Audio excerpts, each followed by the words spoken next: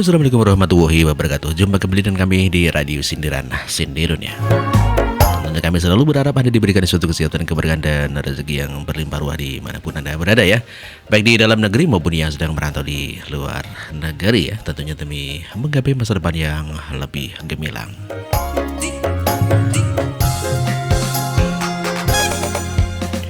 Oke, kita akan baca sebuah informasi membuktikan Firza Hussein terbukti berselingkuh.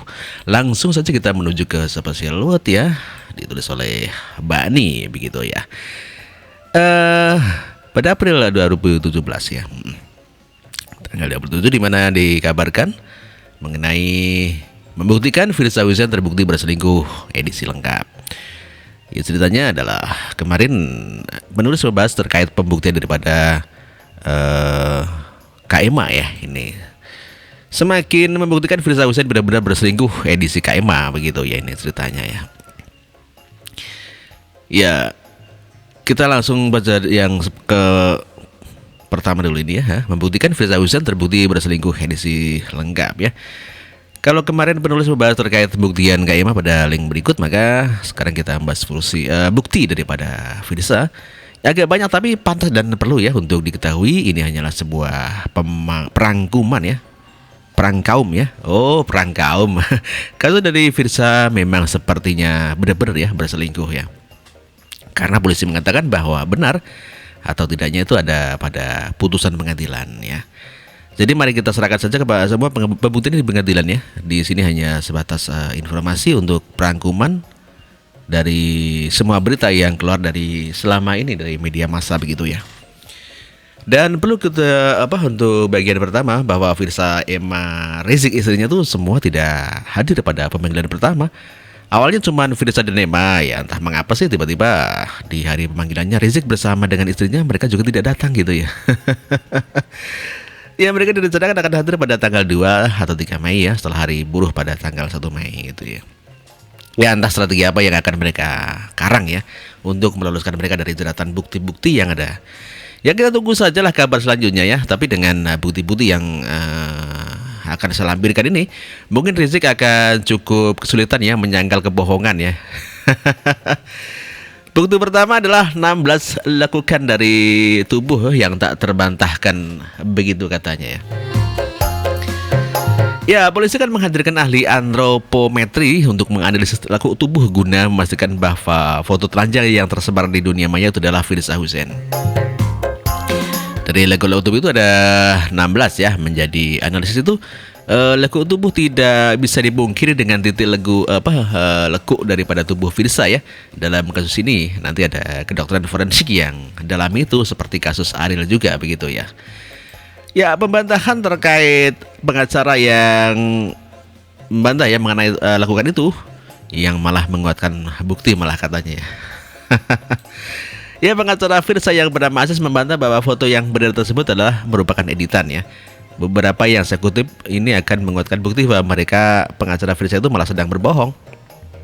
Simpelnya ada foto di Monas lalu diedit dengan tanpa busana begitu katanya ya.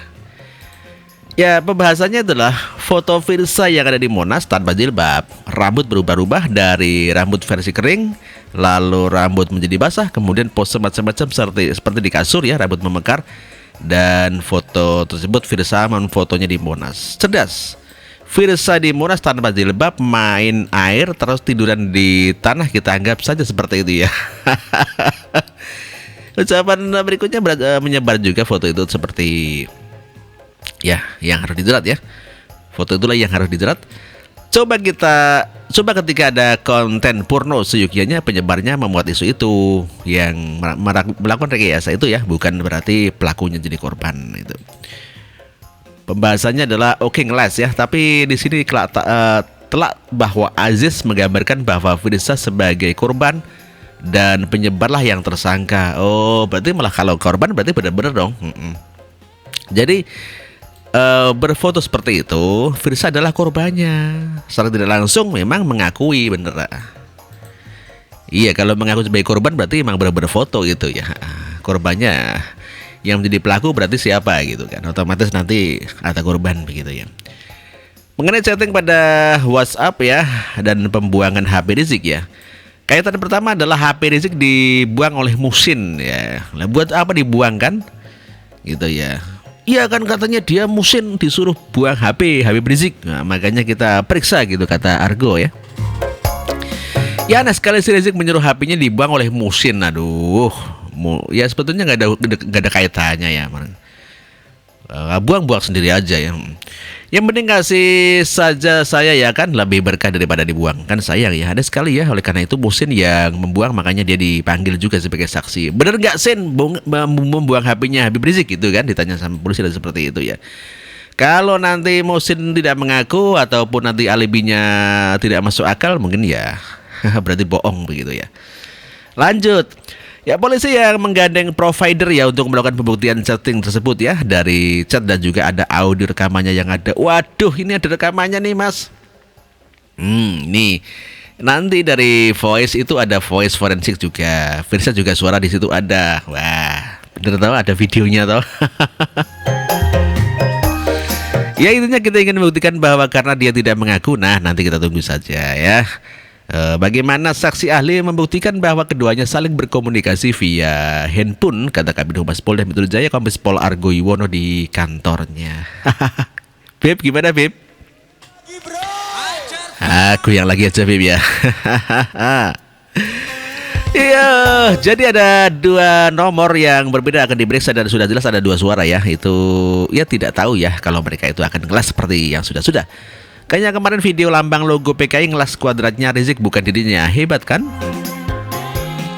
Ya, biasalah ngeles. Ketidakhadiran mereka malah bukti terakhir ini ya. Betul, malah ketakutan. Gak seperti Pak Basuki Cahayapurnama ya. Datang, selalu datang gitu ya. Kalau tidak hadir malah berarti bukti, malah fakta gitu ya. Dan alasan mangkirnya juga tidak jelas ya. Kami harap beliau bisa hadir ke depannya gitu ya. Dari mereka yang enggan untuk cepat menyelesaikan masalah ini sudah menjadi tanda tanya yang besar ya. Hal ini didukung oleh pernyataan berikut dari polisi ya. Ya, Iriawan kemarin yakin bahwa Firsa dan Rizik bakal sulit berkelit ya. Terlapor seharusnya membuat laporan balik ya bila memang merasa difitnah. Namun dalam kasus ini Firsa dan Rizik tidak pernah melakukan itu loh. Tidak pernah melaporkan balik ya. Kalau difitnah yang memfitnah siapa gitu kan? Ya seharusnya begitu kan. Sekarang kan begini saja. Kalau kamu difitnah orang marah, tidak, ya marahlah. Kalau marah lapor polisi, enggak lapor lah. Firsa kok enggak lapor? Nah ini bukti. Firsa lapor enggak? Ya sudah, terima kasih juga gitu kata ungkapnya gitu ya. Logis bukan ya? Kalau lo difitnah, contoh kecil saja sih itu Rachel Mariam ya, difitnah ada Twitter yang atas nama dirinya berubah huruf L besar jadi huruf E besar. Rachel langsung melapor ke polisi bukan karena Rachel merasa difitnah. Lah Rizik ini gimana toh? Firza itu bukannya merasa difitnah dan melaporkan balik, malah mangkir dan memperlama kasus, bukannya menyelesaikan. Nah ini bukti-bukti malah. Ya sudah banyak bukannya raguman daripada Firsa Hots kali ini sudah semakin menguatkan bukti-bukti terkait di sana ya. Jadi kita tidak perlu menerka lagi. Semua data sudah tersaji dari kepolisian dan juga dari ucapan Aziz ya selaku pengacara Firsa yang ucapannya juga sangat lemah gitu ya. Ini kalau menurut lo gimana ya? Pantas nggak ya? Ariel itu kan divonis penjara 3 tahun 6 bulan dan denda adalah 250 juta. Ini dari Kompas ya beritanya. Ya kalau FPI malah mengatakan harusnya dihukum berat ini ya namanya Ariel. Bahkan FPI dulu pernah mengatakan dihukum mati. Ya mengerikan toh. Harusnya dibalik, kalau FPI ini ketuanya FPI itu berselingkuh seperti Ariel ya sama dong dihukum mati gitu ya. Ya ini sudah ya, kita kebaca yang mengenai semakin membuktikan Firza Husein benar-benar berselingkuh. Begitu, ini kan edisi KMA ya. Ini adalah KMA ya. Kalau kemarin hanya satu alasan saya bisa menyimpulkan bahwa ada permainan antara Firza Husein dan Rizik, maka kali ini saya akan menambahkan daftar tambahan bukti penguat yang memungkinkan bahwa Rizik berselingkuh dengan Firza gitu ya. Kemarin alasannya hanya sebatas karena ketidakhadiran Firza dengan Emma yang berbarengan Karena dengan sikap mereka yang seperti itu sangat menunjukkan bahwa mereka malu bertemu dengan Rizik, terlebih pada istrinya Rizik. Oh gitu Thomas. Kali ini saya akan menambah beberapa faktor pendukung lainnya yang menguatkan bukti perselingkuhan itu ya. Ialah yang pertama adalah stresnya Kak Emma ya. Kedua adalah kecewanya Kak Emma terhadap Firsa gitu ya. Ya mari kita bahas kasus pertama terkait stresnya Kak Emma ini.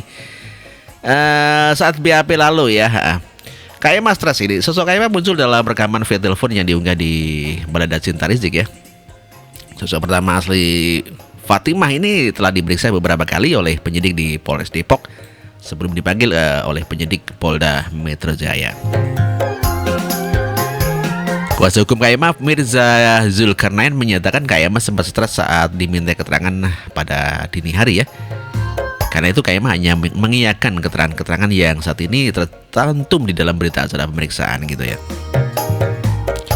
Stres lah, namanya perempuan diperiksa ya dari pagi sampai jam 11 malam ya. Makanya ia bilang iya saja waktu di BAP gitu ya. Itu kata Mirza berbincang dengan Detik Selasa ya. Itu nggak benar ya Bu Emma ke saya tuh karena sudah capek BAP. Pertanyaan penyidik muter-muter ya diiyakan saja. Kalau kata beliau ya sudah salah benar ya saya iyain aja, namanya juga perempuan, dalam arti biar cepat selesai BAP-nya. Ya enggak begitu Thomas. Masa mau di BAP kok iya saja lah, nanti dalam persidangan kan nanti kan jadi masalah toh. Otomatis kalau misalnya pernyataannya bohong nanti juga jadi masalah kan. Adalah undang-undangnya ya, berkata bohong juga kena pidana juga kan. Namanya bersaksi bohong gitu, saksi bohong ya.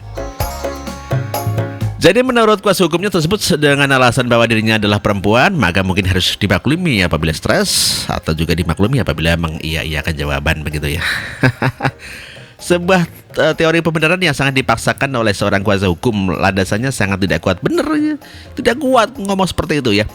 Dan jelas sekali bisa saya serang. Baiklah, saya akan bercerita sedikit. Mari kita ibaratkan dengan seorang murid yang ketahuan nyontek, terbukti via CCTV ya. Sang guru lantas memanggil murid tersebut ya, dan menanyakan semua pertanyaannya yang sudah sepantasnya dijawab iya karena memang ada buktinya. Iya, merasa stres ya tentu iyalah, tapi merasa bahwa karena stres tersebut lantas si murid menjawab iya saja, ya ini nggak masuk akal. Dan lalu kemudian sang murid karena malu memanggil kuasa hukum. Kemudian kuasa hukum mengatakan bahwa sang murid ini stres, wajar dia perempuan makanya menjawab iya saja. Kalau pria menjawab tidak saja ya. Suatu pembelaan yang tidak masuk akal, yang konyol ya. Apakah masuk akal ya? Bukan. Konyol tuh, bukan tentunya.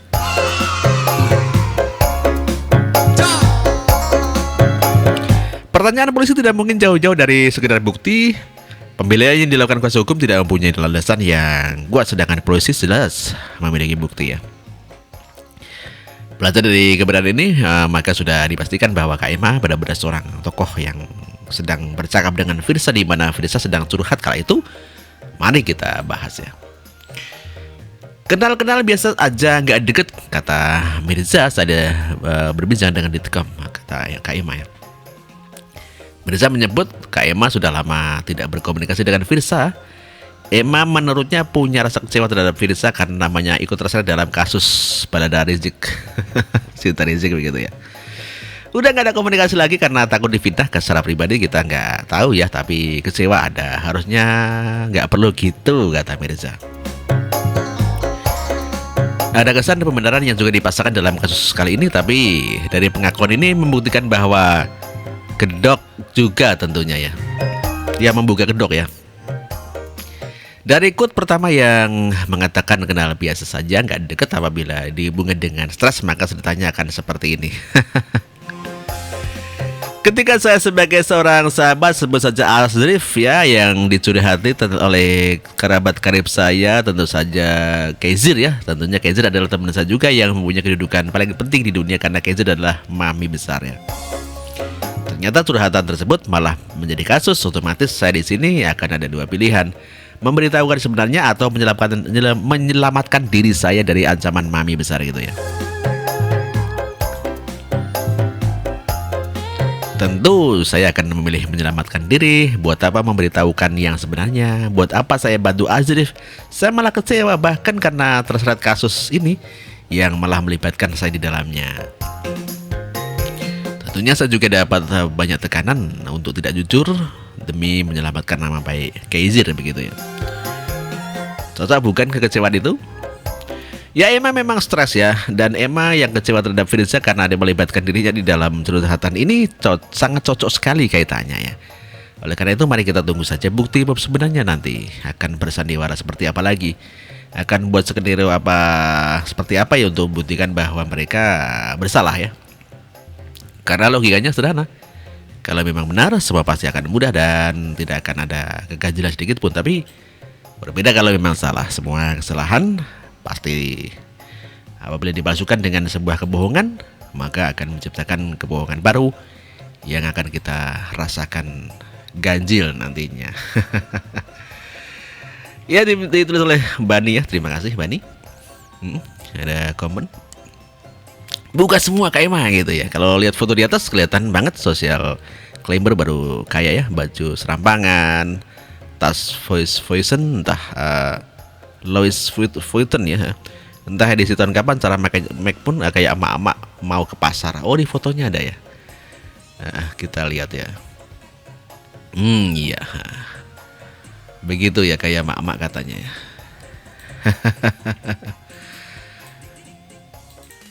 Oke, kita dengarkan sebuah lagu untuk Anda ya. Ke Taman Asmoro. Siapa dia lagi ke Taman Asmoro ini ya? Oke, kita dengarkan ya. Oke.